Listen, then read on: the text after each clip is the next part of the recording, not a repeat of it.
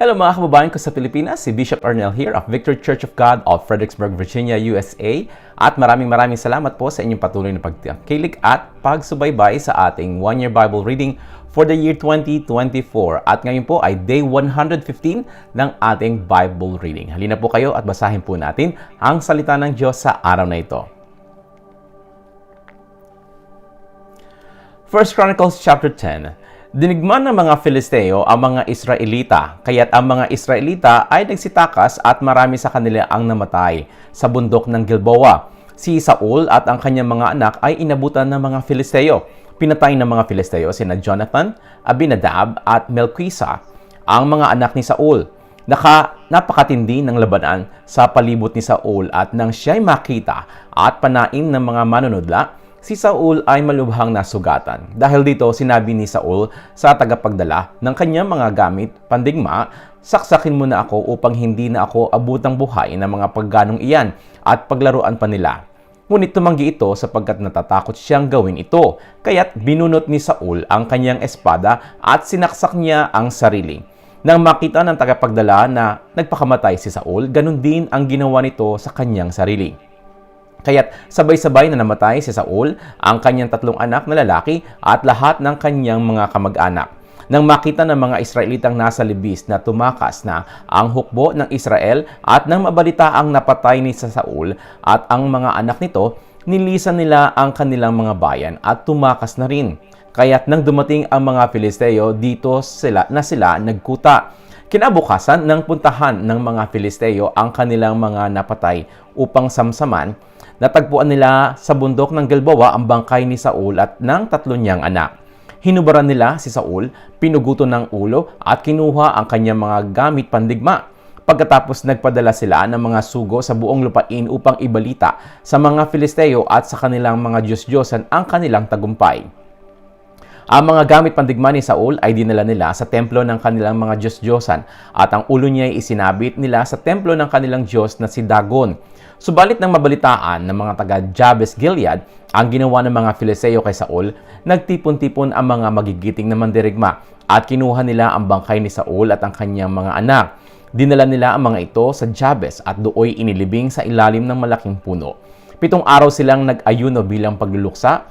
Namatay si Saul sapagkat hindi siya naging tapat kay Yahweh at sinuway niya ang kanyang mga utos.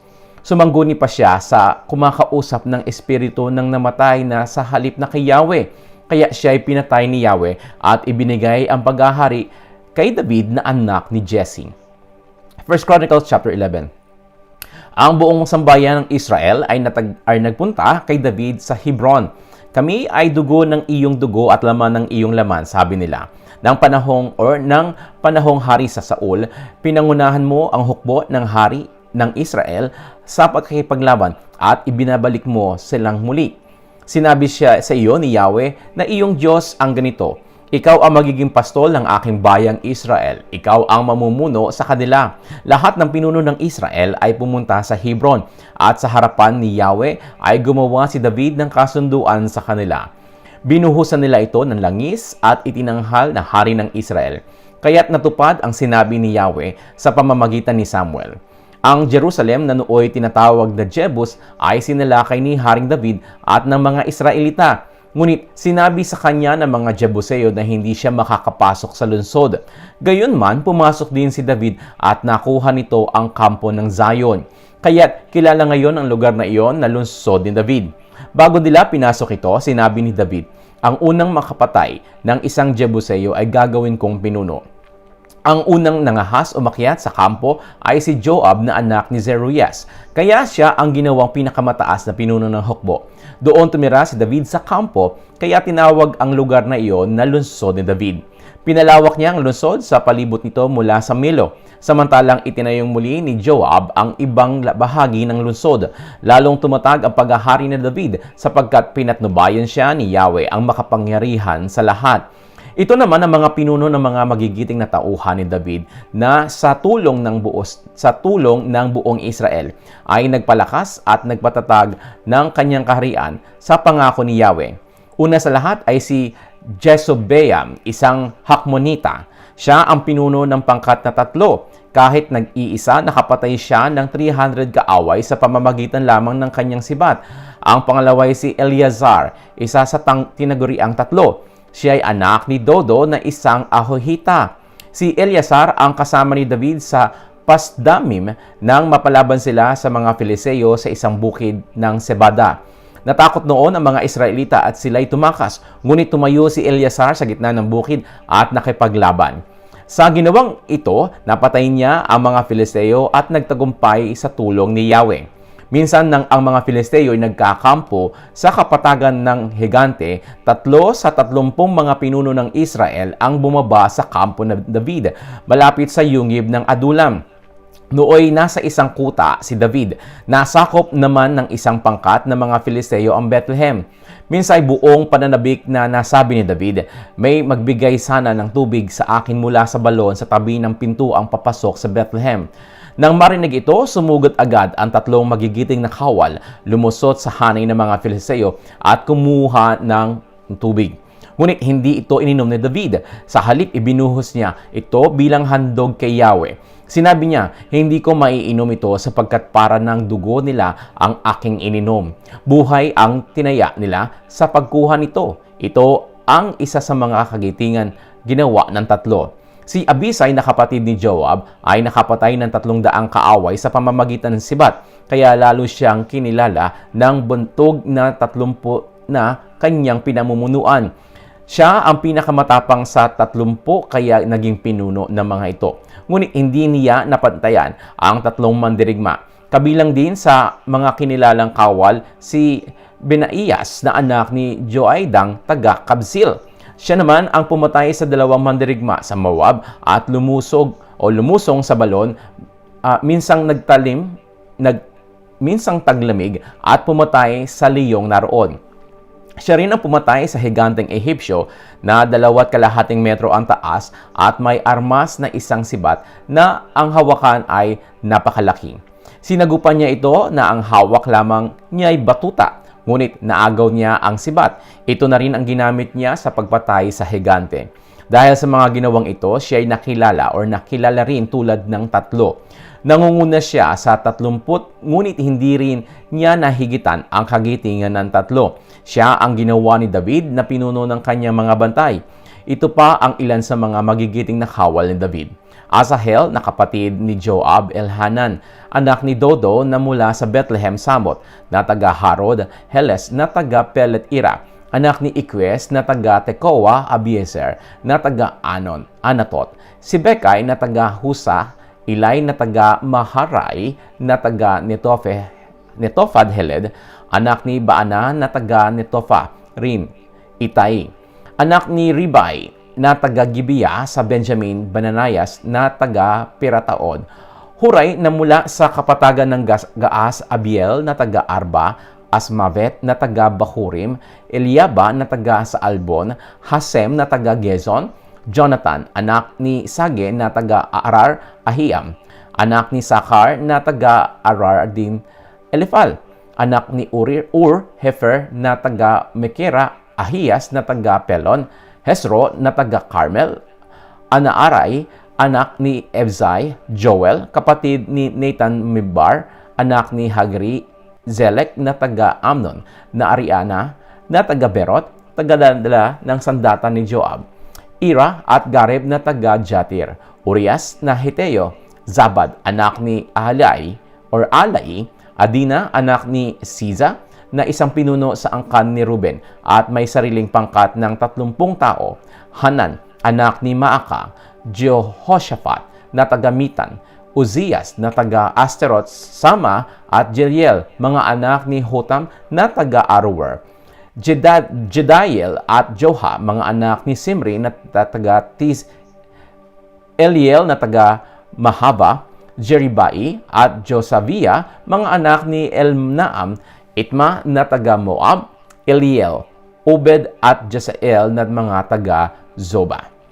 1 Chronicles chapter 12. Narito ang mga lalaking pumunta sa Ziklag at sumama kay David noong siya'y nagtatago kay Saul. Sila'y kinilalang mangdirigma, kaliwat kanan kung gumamit ng pana at asintado sa tirador. Salipin ni Benjamin mula sa angkan ni Saul. Si Ahiezer ang pinakapinuno at si Joas ang pangalawa, parehong anak ni Semaa na taga Gibeah. Sina Jeziel at Pelet na mga anak ni Asmavet, sina Bereka at Jehu na parehong taga Anatot, si Ismaiyas na taga Gibeon, isa sa mga pinuno ng 30, sina Jeremias, Jahaziel, Johanan at Jozabad na mga taga Gedera, sina Eluzai, Jerimot, Belialas, Semarias at Sephatayas na taga Haruf, sina Elkana, Isaias, Azarel, Joezer at Jasobeam na buhat sa angkan ni Korah, sina Jokla at Zebadias na mga anak ni Joram na taga Gedor. Sa lipin ni Gad, ang sumama kay David ay ang mga mahuhusay na mandirigma at sanay sa paggamit ng sibat at kalasag. Mababagsik na parang leon at kung kumilos ay simbilis ng mga usa sa bundok. Ang pinakapuno nila ay si Esther at ang iba pa ayon sa pagkakasunod-sunod ay sina Obadias, Eliab, Mismana, Jeremias, Atai, Eliel, Johanan, Elzabad, Jeremias at Makbanai. Ang mga ito'y mga opisyal ng hukbo na ang pinakamaliit na pinamamahalaan ay hindi bababa sa 100 at ang pinakamalaki ay 1,000. Sila ang tumawid sa Ilog Jordan ng unang buwan na ito'y umaapaw at naging dahilan ng paglikas ng mga taong naninirahan sa silangan at kanluran ng kapatagan doon. May iba pang mga tauhan mula sa mga lipi ni Benjamin at Judah na sumama na rin kay David. Ang mga ito'y sinalubong ni David na nagsasabing, "Kung naparito kayo bilang mga kaibigan, tatanggapin ko kayo. Ngunit kung mga kaaway, kahit wala pa akong nagagawang karahasan, hatulan nawa kayo ng Diyos ng aming mga ninuno." Noon din si Amasai na pinuno ng 30 ay kinasihan ng Espiritu ng Diyos at nagsabi, "Kami sa iyo, O David, kami kakampi mo, anak ni Jesse. Kapayapaan naway sumayo at sa mga kapanalig mo, sapagkat Diyos ang iyong katulong." Malugod silang tinanggap ni David at ginawa sila mga pinuno sa kanyang hukbo. Mayroon ding mula sa lipi ni Manases na nagkaisa o nakiisa kay David na ang kanilang salakayin si Saul kasama ng mga Filisteo. Hindi na natuloy ang pagtulong niya sa mga Filisteo sapagkat hindi nagtiwala sa kanya ang mga pinuno nito. Siya'y pinaalis at sinabi, "Malalagay lamang sa panganib ang ating buhay sapagkat tiyak na kay Saul pa rin papanig ang taong iyan." Nang bumalik na si David sa Ziklag, dumating mga sa kanya ang mga tauhan mula sa lipi ng Manases. Ito'y sina Adna, Jozabad, Jedaliel, Mikael, Jozabad, Elio at Zeletai. Bawat isa sa kanila ay pinuno ng 1,000 kawal. Malaki ang naitulong nila kay David at sa kanyang mga tauhan sapagkat sanay silang mandirigma. Ang mga ito'y ginawa niyang mga opisyal sa kanyang hukbo. Araw-araw may dumarating kay David upang tumulong, kaya't nakabuo siya ng napakalaking hukbo. Ito ang bilang ng mga kawal na nagpunta kay David sa Hebron upang ilipat sa kanya ang pagiging hari ni Saul ayon sa pangako ni Yahweh. Judah, 6,800 na mahuhusay gumamit ng sibat at kalasag. Simeon, 7,100 na mga kilala sa tapang at lakas. Levi, 4,600. Aaron sa pumumuno ni Joiada, 3,700. Zedok kasama ang 22 pinuno ng kanilang angkan. Benjamin, lipi ni Saul, 3,000. Karamihan sa kanila'y nanatiling tapat sa angkan ni Saul. Ephraim, 20,800. Matatapang at kilala sa kanilang sambayanan. Kalahating pili ni Manassas, 18,000 na pinapunta upang gawing hari si David. Issachar, 200 mga pinuno kasama ang mga angkang kanilang pinamumunuan. Ang mga ito'y marunong humula ng panahon at nagpapasya kung ano ang hakbang na gagawin ng bansang Israel. Zebulun, 50,000 kawal na bihasa sa labanan at sanay sa lahat ng uri ng sandata. Nephtali, 1,000 pinuno at 37,000 kawal na armado ng kalasag at sibat. Dan, 28,600 kawal na sabay o sanay sa labanan. Asher, 40,000 kawal na handa sa labanan. Mula naman sa lipin ni Reuben, Gad at kalahating lipin ni Manases na nasa ibayo ng Jordan, 120,000 armado at bihasa sa lahat ng uri ng sandata.